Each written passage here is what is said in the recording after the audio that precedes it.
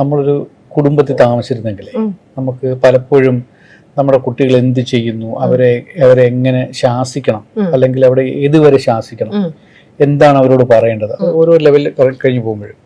അപ്പൊ വീട്ടിലൊരു മുതിർന്ന ആളില്ലാത്തതിന്റെ ഒരു കുഴപ്പം നമുക്ക് പലപ്പോഴും എനിക്ക് അനുഭവപ്പെട്ടിട്ടുണ്ട്.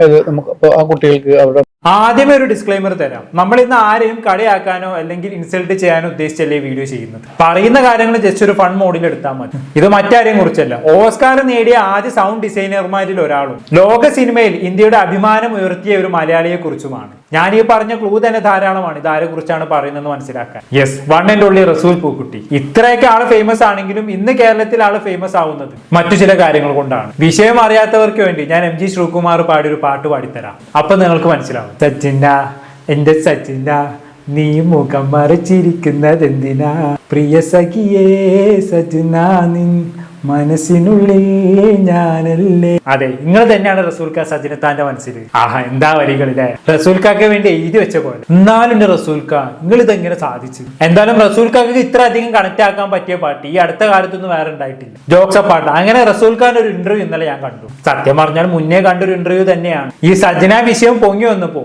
ഞാൻ ജസ്റ്റ് ഒന്നുകൂടെ ഇന്റർവ്യൂ ഇരുന്ന് കണ്ടു നോക്കിയെന്നേ ഉള്ളൂ. അതിൽ അന്ന് ബഹുമാനത്തോടെ കേട്ട കുറച്ച് കാര്യങ്ങൾ ഇന്ന് കേൾക്കുമ്പോൾ ചിരിയാണ് വരുന്നത്. അതിലേക്കൊക്കെ നമുക്ക് പോകാം. പക്ഷെ അതിനു മുമ്പ് ഈ സജിന നൂർ റസൂൽ പൂക്കുട്ടി വിഷയം അറിയാത്തവർക്ക് വേണ്ടി ഞാൻ ചെറുതായിട്ടൊന്ന് ഷോർട്ടാക്കി കാര്യം പറഞ്ഞുതരാം. അപ്പൊ നിങ്ങൾക്ക് ഒരു ക്ലാരിറ്റി ഉണ്ടാവും. സജിന ഫിറോസ് താരദമ്പതികൾ സീരിയൽ, റിയാലിറ്റി ഷോസ് അങ്ങനെ പല സ്ഥലങ്ങളിലും നമ്മൾ അവരെ കണ്ടിട്ടുണ്ട് അല്ലെ. പോരാത്തതിന് ഇവര് മുമ്പ് ബിഗ് ബോസിലൊക്കെ പങ്കെടുത്തിട്ടുണ്ടായിരുന്നു. അങ്ങനെ ഒരു സുപ്രഭാതത്തിൽ ഇവര് ഡിവേഴ്സ് ആവുകയാണ് സുഹൃത്തുക്കളെ. ഇതുവരെ ഒരു സംശയവും ആർക്കും തോന്നിയില്ല. കാരണം പരസ്പരം അറിഞ്ഞുകൊണ്ടുള്ള ഒരു നോർമൽ ഡിവേഴ്സ് ആണെന്ന് എല്ലാവരും കരുതിയുള്ളൂ. എന്നാൽ അങ്ങനെ കാര്യങ്ങളൊക്കെ പോയിക്കൊണ്ടിരിക്കുന്നതിന്റെ അടുക്കാണ് സജിന കുറച്ച് മാസങ്ങൾക്ക് മുമ്പ് ഒരു ഫോട്ടോ പോസ്റ്റ് ചെയ്യുന്നത്. ആരുടെ കൂടെ? റസൂൽ പൂക്കുട്ടിയുടെ കൂടെ. എന്നിട്ട് അതിനൊരു ക്യാപ്ഷനും കൊടുത്തേക്കുന്നു.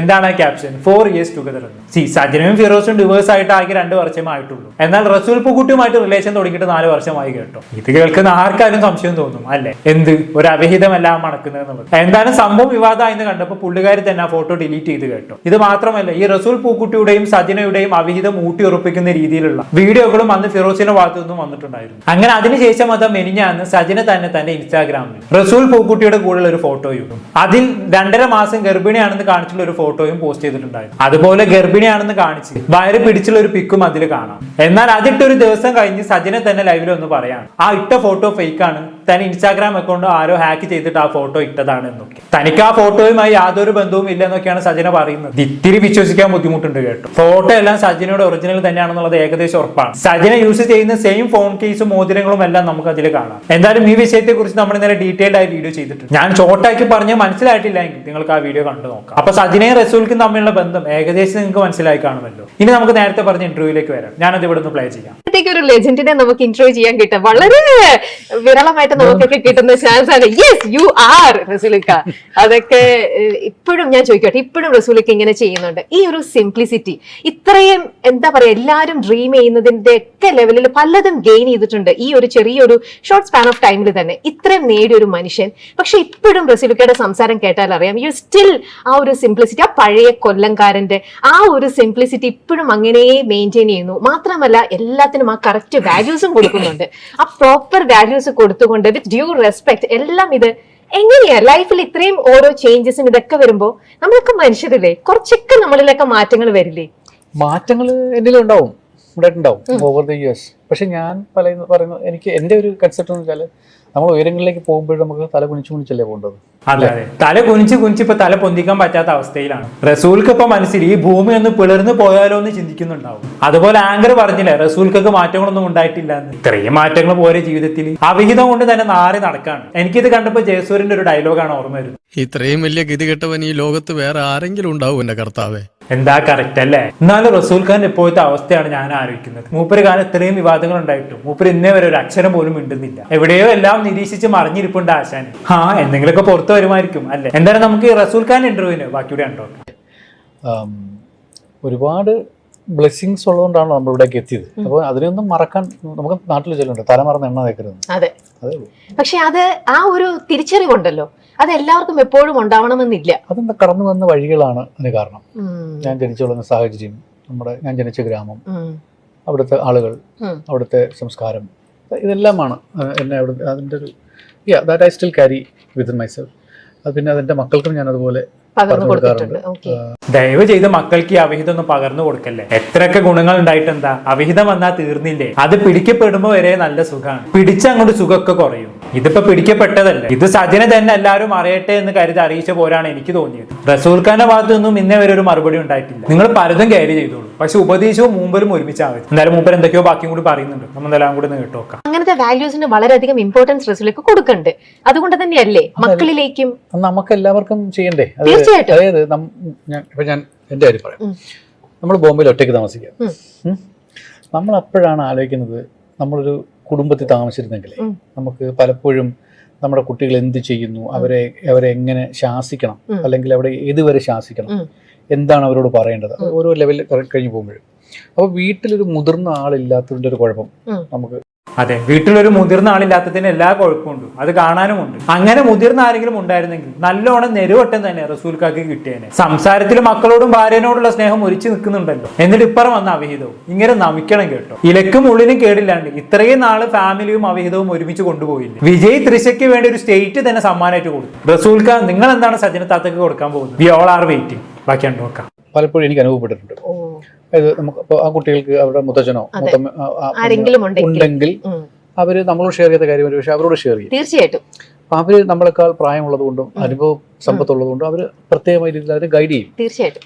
അതില്ലാത്തതൊരു വലിയ നഷ്ടമായിട്ട് എനിക്ക് തോന്നിയിട്ടുണ്ട്. അപ്പം പല സമയങ്ങളിലും എസ്പെഷ്യലി നമ്മൾ കോവിഡ് ഒക്കെ ഉണ്ടായപ്പോഴും മോൻ 10ാം ക്ലാസ്സിൽ പഠിക്കുന്നു, വീട്ടിലിരിക്കുകയാണ്, ഡിവൈസിലിരിക്കുകയാണ്, 2 വർഷത്തോളം അങ്ങനെ പോയി. അവൻ കോവിഡ് ബാച്ച്, എക്സാം എഴുതിയിട്ടില്ല 10ൽ. അപ്പൊ അങ്ങനെയൊക്കെ ഒരുപാട് ഫ്രസ്ട്രേഷൻ ഒക്കെ ഉണ്ടാകുന്ന സമയത്തിൽ ഇവരെ എങ്ങനെയാണ് ഇവർ ഡീൽ ചെയ്യുക എന്നുള്ളത് ഒരു വലിയ, അതായത് ഓരോ സ്റ്റേജിൽ ഇപ്പൊ 5 വയസ്സുള്ളപ്പോഴും അല്ലെങ്കിൽ 10 വയസ്സുള്ളപ്പോഴും ഇയാളെ വർത്തമാനം തന്നെ മനസ്സിലാവുന്നുണ്ട് ഇയാൾ നല്ലൊരു അച്ഛനാവാൻ ശ്രമിക്കുന്ന ഒരാളാണെന്ന്. ഇംഗ്ലീഷിൽ ഒരു ചൊല്ലുണ്ട്, a man can be a wonderful father to his children and still be a poor husband to their mother.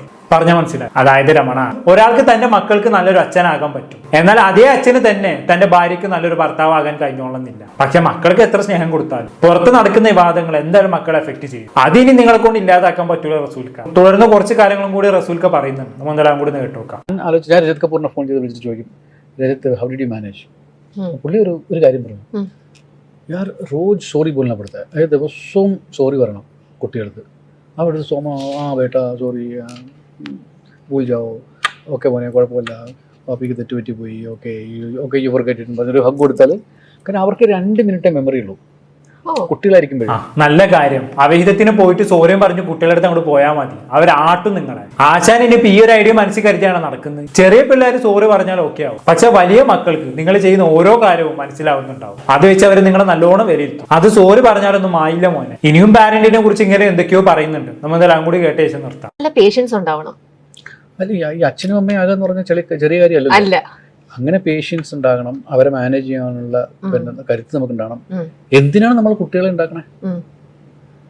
എന്താണ് നമ്മുടെ മക്കളെ കൊണ്ട് നമുക്കുള്ള പ്രയോജനം ഉണ്ടാവും? ഇപ്പം എൻ്റെ ഒരു ഗ്രേറ്റ് ഗ്രാൻഡ് ഫാദർ, പുള്ളിയെ പറ്റി എനിക്ക് അറിയത്ത് പോലുമില്ല.